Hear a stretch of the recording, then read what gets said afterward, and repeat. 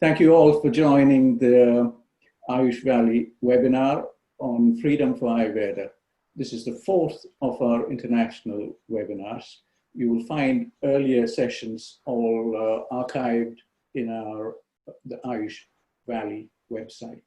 The Ayush Valley is an initiative that wants to fill a small gap which we feel is there in Ayush systems and how the world appreciates the entirety of Ayush systems.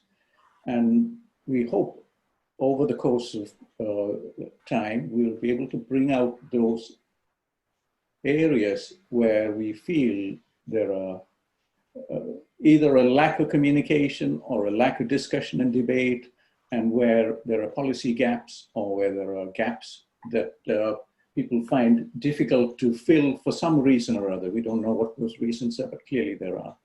And we hope that we'll be able to touch on this. The valley is based in Shornur in the central part of Kerala. The decision to have this location was inspired by a very old Ayurveda house based in a place called Cheruthurati, which is along the sides of Kerala's longest river, Bharadapura, or known locally as Neela. And that is where our registered office is, that is where our campus is. And we hope that in the years to come, this will grow into a substantial activity. The valley and the river banks of the Bharadapura has been a home for scholarship for millennia, as far as we know. And it has always attracted people. The waters of the river have always attracted people. And the institution that has inspired us is called the Kerala Ayurveda Samajam, or Samajam for short. As far as we know, this is one of the oldest established Ayurveda clinical center in the world. They maintain very high traditions and high values in terms of how Ayurveda is appreciated. So that is the history. You can visit, please do visit our website and learn a little more about the foundation and about the institutions. And it's still a beta version, our website, but we are improving it with each passing day. You will find all our talks archived in the website, very easy to negotiate the website. It will improve over time. Now, today's event is a continuation of the theme we had earlier, Freedom for Ayurveda. It seems to have touched the souls and hearts and minds of many people. And the last event that we had a huge amount of interest and input and comments from the many participants who were there. And we felt it would be a good idea to continue on that theme, to capture some more of those sentiments.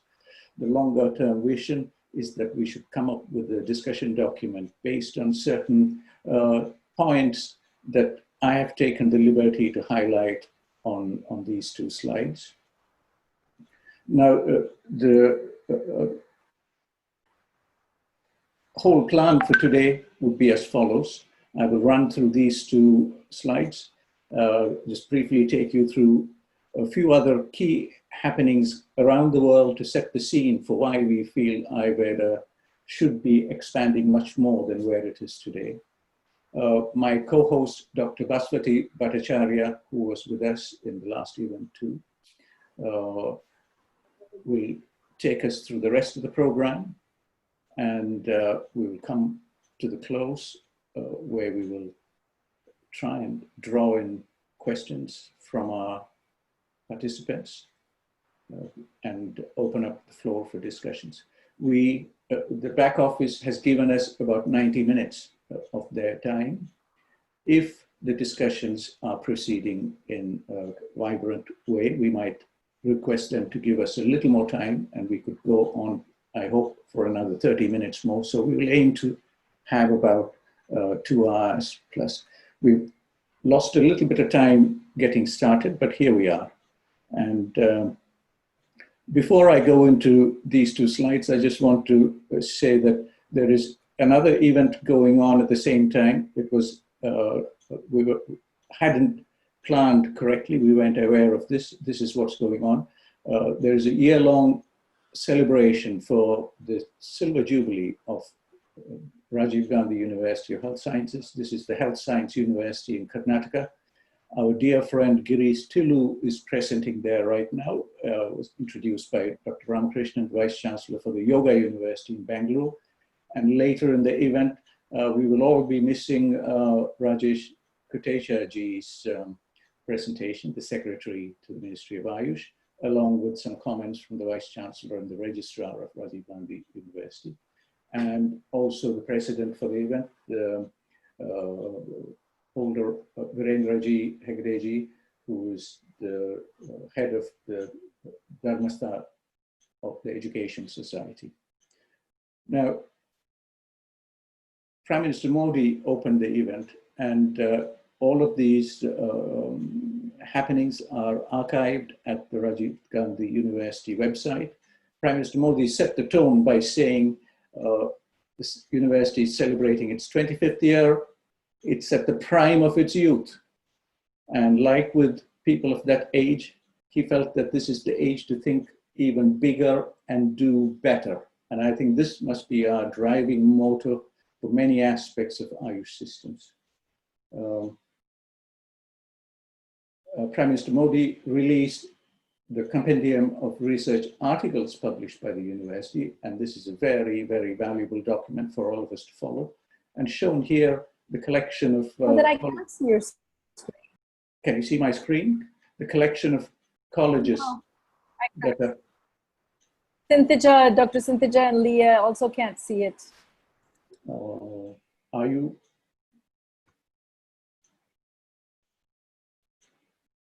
Apologies. Thank you, Paswati. I don't know where it disappeared. Can you, is it up here now? Yes, we can see it now. Thank you. My apologies. I don't know what happened there. So here we are. I'll just run through again. Message from Prime Minister Modi: think even bigger, do even better at the prime of your youth. And it brings us to where we want to go with this discussion. The pointers are highlighted here in red. Ayush, the common man and every individual's way to good health. There are some issues here. There is a feeling that Ayush is not doing what it can do. And is it prepared for the changing scenarios and backdrops, not only in India, but the rest of the world? What is lacking? What needs to be done? What are those opportunities available for Ayush? Are we preparing for it? What are the messages that Ayush should be offering the world? Are they formulated correctly? What needs improving? There aren't enough discussions, I feel, going into these spaces. What is the Ayush narratives regarding policy? There are very many good things and also a lot of bad and ugly things in Ayurveda and Ayush systems. Are people aware of this? Are they conscious of this? Are they doing something about it? And Ayush education, which is central to all of these activities. Unless we educate the next generation correctly, we will never have critical mass to make the change we want to see. Research is there is a big gap in Ayush research. Ayush research involves, in my opinion, the best of what is available today in contemporary science. Are we reaching out to that? Are people doing contemporary research aware of what Ayurveda can offer? I feel there are big gaps there. And where does Ayush fit in with the new national education policy in terms of fundamental basic clinical applied research, and also understanding the old texts? Only a fraction of the texts and manuscripts available have been studied. There is a wealth of information that's waiting there. Do we have the scholarship? Do we have the manpower? Do we have the desire to go in and explore those things? Ayush outreach is a very important aspect. Are we prepared with all of this? Are we doing enough? And there is essential industry involved in Ayush. Darshan Shankarji, Vice Chancellor of the Transdisciplinary University, presented this in a very pointed way when he was with us at the last event. where he said the Ayush industry values at about 70,000 crores annually, growing, I guess, in comparison to the Ministry of Ayush's budget, which is only about 2,122 crores, which is a minuscule fraction of for anything. What is the way out? How does it? How do you use that limited resource skillfully? And is Ayurveda free to operate where it wants nationally, globally? There's been a lot of discussions about Ayush not being permitted to do what it could do in the ongoing COVID crisis. We are very lucky to have with us Cynthia Sousa from Riga. Cynthia has a lot of experience in this space, and she will give us both sides of the story, what she has understood in India, in many locations in India. Cynthia knows India like the back of her hand. She knows every part of India. She travels extensively in India, meets with many people, and she lives in Riga, in Latvia, in the Baltic, around in the Baltic countries. Finally, everybody has an opinion, and most times we get a very polarized view about all of these issues. And that is just what we want to have. We want to have a collection of views, the richness of contributions from as many minds as possible so that we can capture all of this and lead discussions for the future. Everybody talks about pandemics. Pandemics is on our minds right now, but nobody talks about the slow and silent pandemics. And this is a reality. And shown here, obesity, and recognized by the WHO, a very recent note from the WHO, the fact sheets. These are the frightening statistics. Nobody talks about these numbers. We need to talk a little more about these pandemics because Ayurveda and Ayush systems have a big role in this. 1.9 billion adults of ages 18 and over are overweight, and this is a frightening number. 650 million are obese, and obesity is almost the mother of all diseases. So 40% of adults over 80 were overweight, 13 obese. And as you go down this list, the saddest thing for me is the 38 million children over the age of 5 were overweight or obese. This is not a good thing for them. And the final figure, 340 million children and adolescents are obese, which is not very good. There is a shift towards prevention, primary care, and discussions are going on in many places. Is Ayush ready? Are the promoters of Ayush ready to engage in these high-level discussions? This is from the European Union's web pages. Ventis, the previous Commissioner for Health and Food Safety from the Baltic area, highlighted this very nicely. All of those details are on the website. At events like this, the European Health Forum at Garstang, which is held every year, there is a feeling that there's a need for a new partnership for health, democracy, businesses, all these things that we've touched on, points that I've distilled earlier. Are we prepared for this? Do we know how to articulate our position when it comes to these things? So this is where I feel we are. And I've said a little bit about where Ayush is in India. Are we filling this gap? And I hope the Ayush Valley and institutions like the Ayush Valley Foundation will provide another voice to engage with these kind of matters. So with those words, I let Baswati, all yours now. Thank you. Thank you for that introduction to some of the issues that are going on today. What we're going to do to discuss some of the themes keeping Ayurveda encaged. So the title of the session is Freedom for Ayurveda, which was, of course, in the first session, designed on the day before India's independence. So 15th of August being the India Independence Declaration. We had our first in this series on the 14th. And that discussion, which was with 3 people who know education from different areas, Professor Darshan Shankar, Professor Asmita Wele, and Professor Prasad. Say it again. Professor Prasad. Hello. Yeah, I just lost. Vaidya, can you hear me? Hello. I think I just lost a transmission. I'm so sorry. Okay. Professor Prasad. Professor Yes. M. Prasad from Kerala. Yes, from Prasad from Kerala, who actually runs a group called PAMPA, which is the private Ayurvedic medical physicians group, which has 500 people show up every day to learn lectures. So they were talking about education issues in Ayurveda and trying to change the narrative of what's going on. So it was so robust a discussion that we decided to have the next in the series on a continuation of the theme. And we invited 3 people who are going to speak about Ayurvedic education from different perspectives. So the first is Dr. Sintija Sosha. I haven't met you yet, so I'm sorry if I'm saying this wrong. Sosa, who as Dr.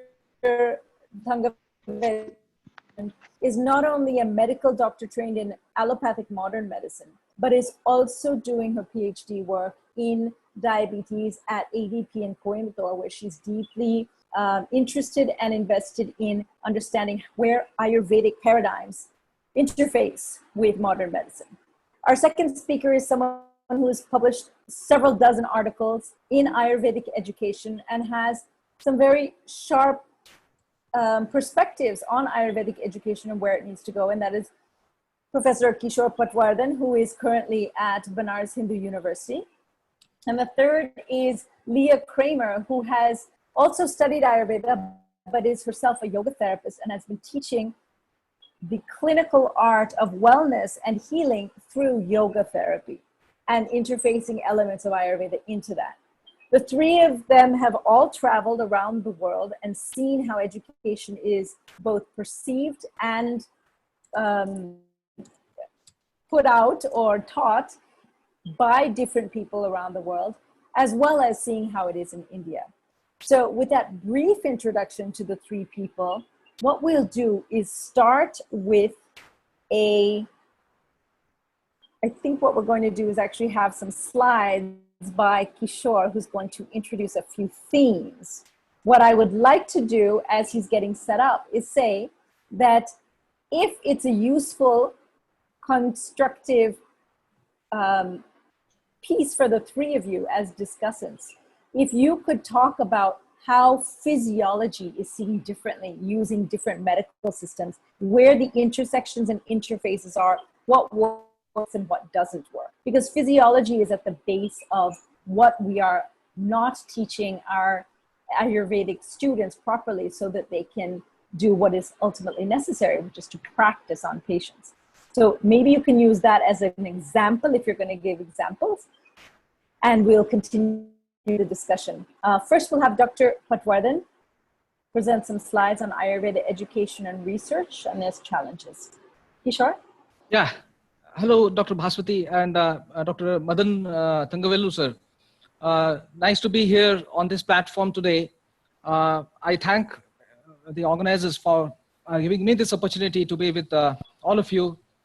I was asked to present my views and experiences regarding Ayurvedic education and research, focusing on the Indian scenario, the current scenario, and that is what I will be doing. And as and when the questions come up, I'll be glad to answer those questions. But in my present presentation, I won't be discussing about physiology or any other subject as a matter of fact. I'll be discussing about the general challenges that the Ayurveda is facing as a sector, right? So, hope my screen is visible. Yes. Yeah. I don't know why it is not moving.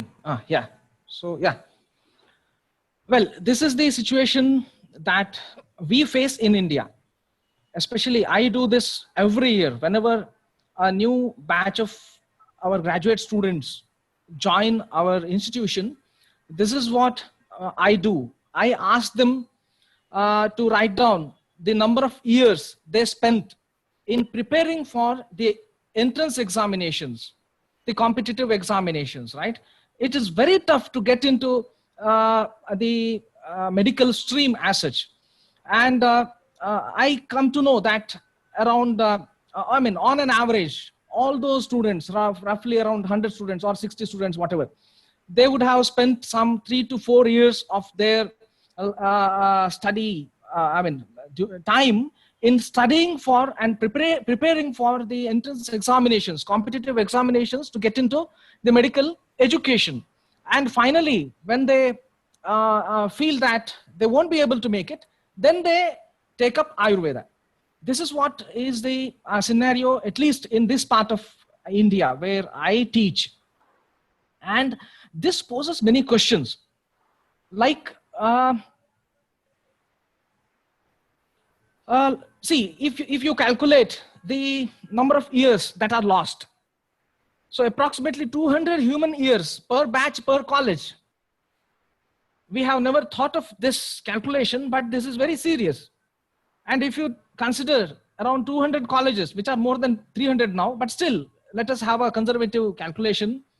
200 colleges into 200 years, that is for 40,000 youthful human years are wasted every year in preparing for the competitive examinations.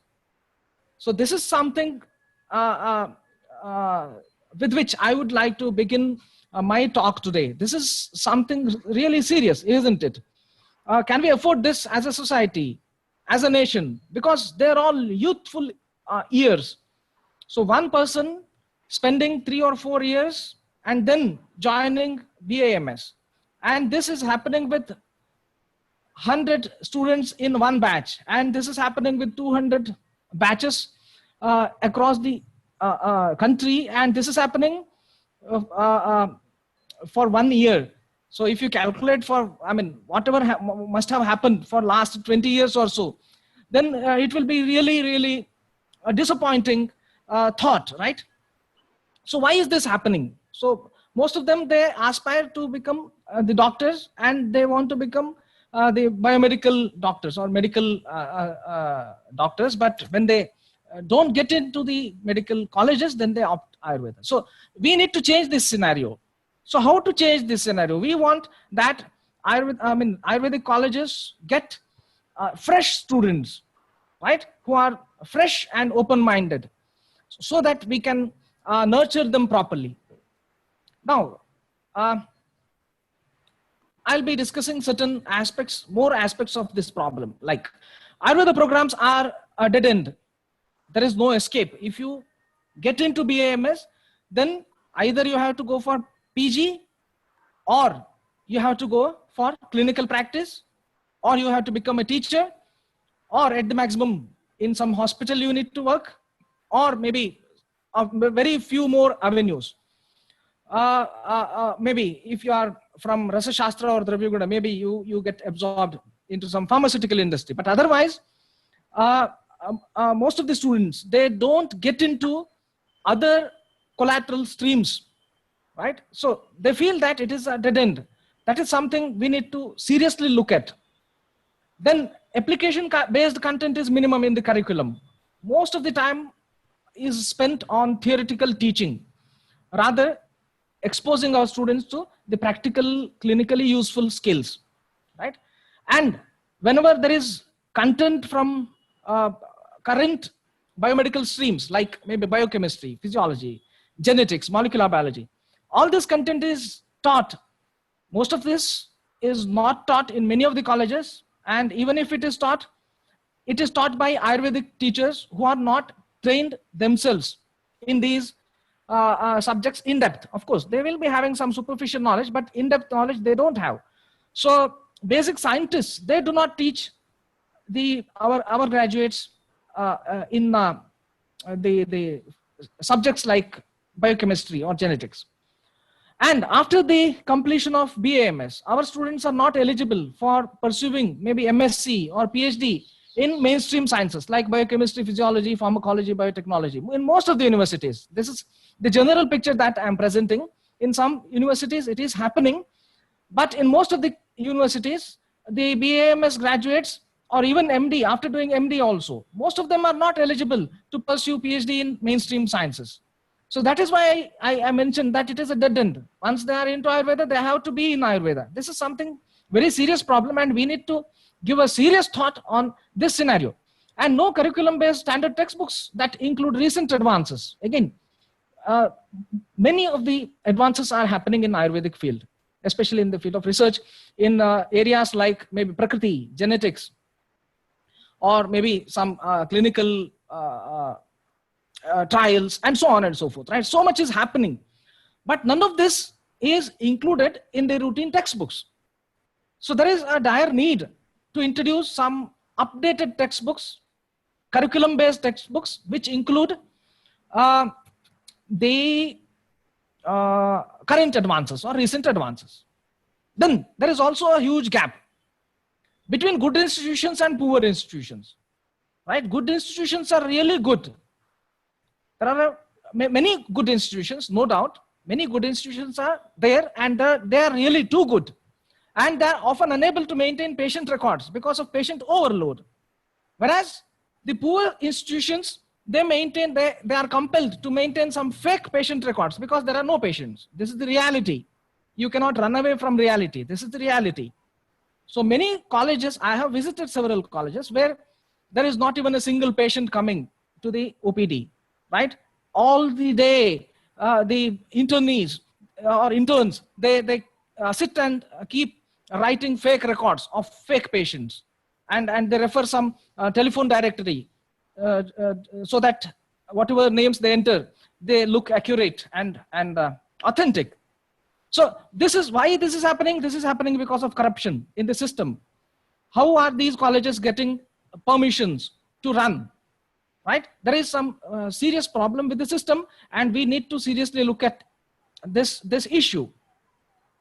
Then policies. Whenever some new policy comes up, maybe health policy or maybe education policy or maybe curriculum, whatever. Whenever something new happens, it is almost always dependent on the group of people who are involved in that and their opinions, right? Most of the times, policy making in medical education sector in India is opinion based. It is not evidence based because we do not have any mechanism to generate evidence. Whereas in most of the good universities of international repute and even some good developed countries, they have got some policy research institutes for medical education, for some other education, and for some other branch, right? There is always something going on with respect to policy research. But in India, we don't have a policy research mechanism, right? Policy research is missing.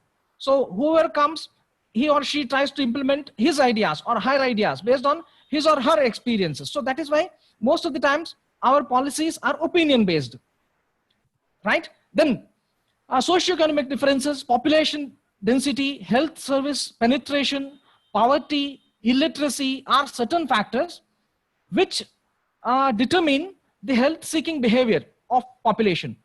For instance, in Kerala, people go to Ayurvedic practitioners because they are aware, the awareness level is high. Whereas in some other areas of India, especially in the northern belt, right, there is too much of population density, poverty, illiteracy, and so on. So they don't know what is the difference between an Ayurvedic doctor and an allopathic doctor. So they want a quick cure with the lowest possible expenses, right? Without having to waste even a working day, because they are all they earn a daily bread, right? By working day to day. On a day-to-day basis, they work and they earn money. So these are all certain basic issues. So the policy that would be implementable in Kerala may not be implementable in some other regions of the country. And that is why this universalization or universal approach to policy making is something that is detrimental to Ayurvedic education. Not only Ayurvedic education, entire medical education as such, right? So we need to look into it. Then periodic surveys are to be formed, like maybe a policy research institute may be established, or maybe like NCERT, it does periodical surveys, it conducts periodical surveys So similarly, we need a mechanism to conduct periodical surveys to see what is happening at the ground level. So these are certain things which are very, very important and which need attention. Coming to the research problems, at PG or PhD level, the research that is conducted at present mostly follows one disease, one medicine approach. That is, the biomedical research methods are followed blindly. I don't say that they are bad, but blind application of the biomedical research methods into Ayurveda is ruining Ayurvedic science, because the way how we practice is different and the way how we do research is different. Okay, so we practice something else. Maybe, for instance, we take into consideration desha, kala, vaya, anala, sattva, satmya, prakriti, and so on and so forth. There are several factors which are taken into consideration while prescribing a medicine. So 10 patients with same disease might receive 10 different interventions from a same physician as per Ayurveda, right? Because there are so many differences. That is how Ayurveda is holistic science. But when it comes to research, again we go back to the old style. That is effect of Yogaraj Gugulu in this rheumatoid arthritis, for instance. That is not how Ayurveda is practiced, but that is how Ayurveda is being researched. So when research modalities do not match with the practice modalities, that is going to be a problem. So whole system trials are something that are actually required, and as a policy, we need to lay down maximum emphasis on these whole system trials, and also promote research that is in accordance with Ayurvedic principles. That is how whole system trials are required. Then show the success stories. Allow the institutions to invite successful practitioners to teach Ayurveda students and teachers, which is usually not happening. Of course, these days something is happening because of the development of technology, like online, internet, and so on is there available. So these interactions happen, but again, there should be a formal mechanism or formal approval to or allowance to the institutions, so that they can invite the successful practitioners to teach their students.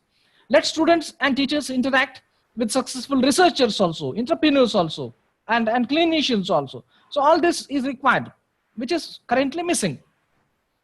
So this is something that we need to explore. Even the draft national education policy, it stated these things, and indirectly it is stating this. Even now, see, faculty sharing among institutions and is something that is very important. As of now, there is a lack of number of teachers. Good teachers are not there, because most of them, if they are good at clinical skills, they opt for clinical practice. They won't become teachers. So this is what has happened, right? Most of the teachers become teachers because they are not confident enough to practice, right? So legally allow them to teach in multiple institutions. So let them teach in multiple institutions. This is something we need to experiment. Without doing some experiments, we won't be able to come up with new ideas, right? So share the faculty. If the faculty is good, then if he or she has multiple opportunities in the colleges located in a periphery or small radius, right? Then allow them to teach in multiple institutions, so that let everyone take advantage of them, right? This is something, a new idea. Of course, people may not be happy to accept this idea easily, but this is something we need to do. Introduce higher specialization, like maybe MCH or DNB in Ayurveda, like Ayurveda neurology, Ayurveda cardiology, Ayurveda endocrinology. There are many practitioners who are successfully doing this, but we need to formally acknowledge it and formally introduce these programs possibly, and regulate the skill-based programs. Again, skill-based programs are like Ayurvedic nursing, Panchakarma therapist, Ayurveda pharmacist, or veterinary physician, Ayurveda dietitian, Ayurveda agriculturist, or farming, or medicinal plant cultivation. So these are different fields in which we need to train our people And we need skilled people in these domains also, which is not happening as of now. Of course, there is Skill Council which has come up, and it is doing some wonderful work in this regard. But again, this needs further impetus. Then sensitize the counterparts from modern medicine, like MBBS students. They don't know what is Ayurveda. They are never introduced. Like, so what we need to do is introduce a small module of Ayush in MBBS curriculum. Let them know what is Ayurveda, what is Panchakarma, what are the common herbs used. At least some maybe 20 hours or 30 hours of classes during entire MBBS. So something like that. See, these things we need to do. Otherwise, our counterparts, they don't know what is Ayurveda, and there is always a mistrust between the two professionals of different streams. To reduce this is what something is really required to be done. Faculty training institutes, we strongly require something like teachers training programs. Very good quality teachers training programs are required, which are not there as of now.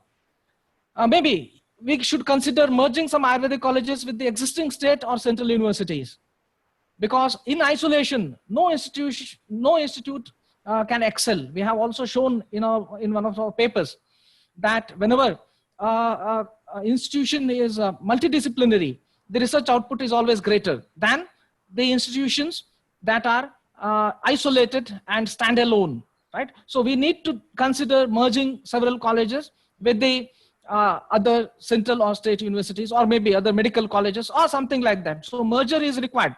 This is what even the national education policy states. The multidisciplinarity is something that is being focused in the national education policy also, and this is how we can do it.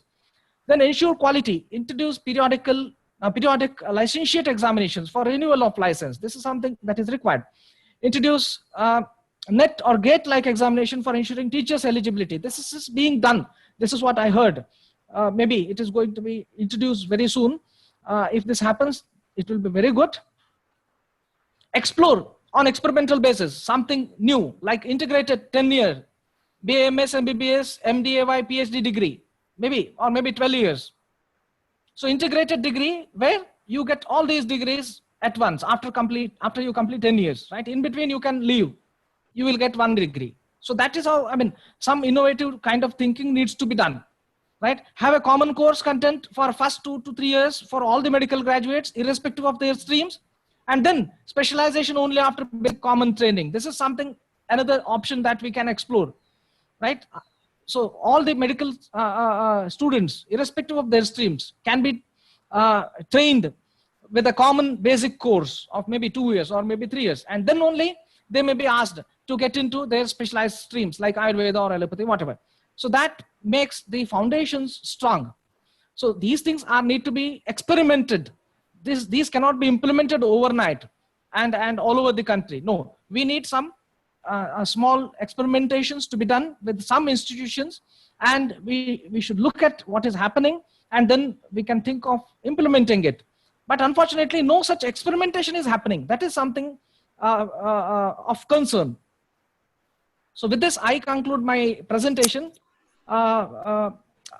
After the other discussions and question and answer sessions, I'll be happy to answer the queries if at all they are there. Thank you. Thank you, Kishor, very much. So what Kishor talked about were several of the issues that have come up and are ongoing in the Ayurvedic medical training and inculcation of Ayurvedic knowledge into young people who come in asking for Ayurveda to be their profession, whether or not they came in wanting it as their primary desire of learning, or whether they came in because it was a default after they couldn't get into some other field.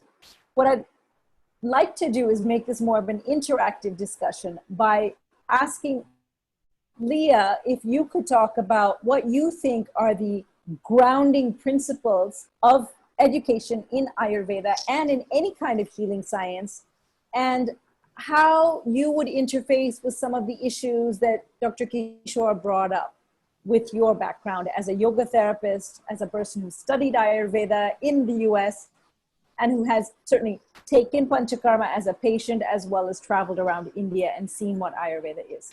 Leah. Wow, we really opened the discussion tremendously, didn't we? So I just want to say first that I came into Ayurveda and yoga therapy in a completely different way. It's a completely different view in, because I'd been practicing yoga for many years. Before that, I'd been a professional dancer in New York City for many, many years. And I started training in dance when I was 4. So a lot of training, a lot of discipline. And then about 6 years into studying yoga and classical yoga, all of a sudden, I started getting patients that wanted to heal from cancer. And it's not what I was trained for. And it's not that what I knew I would do in any way. And I had no sort of judgment or opinion about how those sessions would go, moving into those kinds of experiences with people. And so these gaps that we've already touched on today were right there in kind of a beautiful way.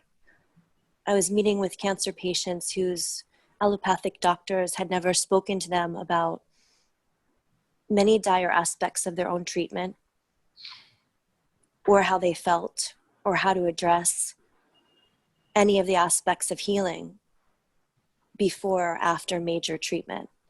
And so I sort of fell into yoga therapy that way. And as it turned out, I was really able to help people because I was able to meet them in their own practice right away. So that's sort of how I came into yoga therapy. I did a lot of research on my own. I started just reaching out to local hospitals and wellness centers, and it began an initiative that lasted many, many years. But what I see as a teacher trainer and also as a yoga therapist many, many years later interfaces already with our discussion. There's gaps in Ayurvedic training where people are not coming into Ayurveda as practitioners. They're just coming into Ayurveda for some like lists of information or some type of body of study that doesn't necessarily relate to really helping people. They're coming in, as was mentioned, maybe because they can't get into other fields of study, even here in the United States. They maybe feel they can't go to an allopathic program to be a doctor. And so they start looking at chiropractic institutions and now Ayurvedic institutions instead. So we see the same kinds of issues. I think that when Ayurveda starts with a real desire to help people, the entire curriculum will be very shifted. I also think that if I could go back to one more story of something that happened yesterday, then I can make my next point. I was seeing a client yesterday, and when we first started the session, of course, all the sessions are on Zoom, she said, "I have to eat more vegetables." That's what she said right from the beginning. And I thought, that's great. She has to eat more vegetables. Okay. And I asked her why, and she said, "My triglycerides are very high." So I sat with that for a moment and I asked her, "Do you want to eat more vegetables because your triglycerides are high? Or is it for another reason?" And we began this whole discussion that turned out to be really good about what health looks like and what joy looks like, what color looks like, what gardens look like, and all of the other reasons why somebody might want to eat vegetables, except for just the fact that a test came back about triglycerides. So some of what I see is missing in education is sort of landing in human reality, landing in we're not even at human nutrition, just sort of landing in human reality, landing in this moment and being able to start from a place where we respect each other and where we want our clients and our patients to really flourish, to truly flourish. And that goes back to the discussion of excellence that started, I think, in the very first session of Ayurveda for Freedom. So it's not just can we train to an excellent level, it's not just can programs be excellent. Of course that's important, but how can we bring our clients and our students to a place where they are flourishing, where they are enthusiastic, where they're excited, where life is good? I think that has to sort of form the basis of what we offer and how we educate ourselves. Thank you, Leah.